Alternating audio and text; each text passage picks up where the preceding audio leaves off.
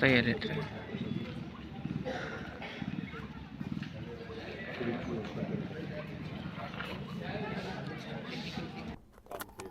नागरिकांना काय आव्हान कराल?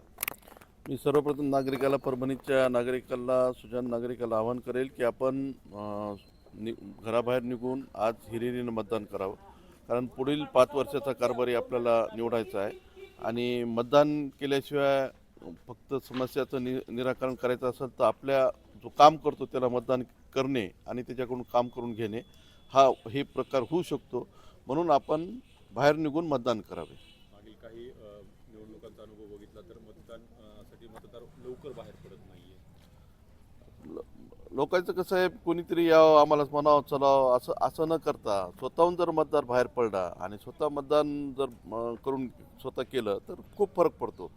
कोणाला वाटते उमेदवारच येईल, कोणाच्या उमेदवाराचा प्रतिनिधी येईल, पण ते न करता ते तर करतातच, ते तिचे कामच असतं ते करायचं. पण आपण स्वतःहून जर निघालात तर त्याच्यात खूप फरक पडतो. मतदान केंद्र अनेक ठिकाणी बदलले आहेत, अनेकांना पोल सीट सुद्धा मिळाली नाही, त्यामुळे सुद्धा हे प्रशासनाचा फार मोठा म्हणजे हलगर्जीपणा आहे. आता आता माझंच वोटिंग दरवेळेस माझं GTIला असायचं. आता मला सकाळी कळालं की माझं वोटिंग PD चेनला आहे, PD जैन कॉलेजला.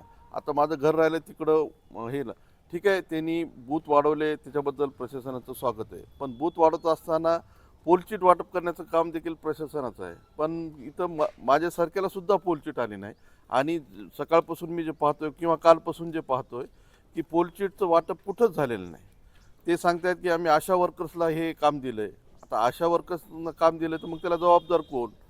कारण इतकं मोठं ही प्रक्रिया चालू आहे आणि ते जर असं उत्तर भेटत असेल तर ते कुठंतरी म्हणजे याचं नाही आहे, ते जबाबदारीचं उत्तर नाही आहे.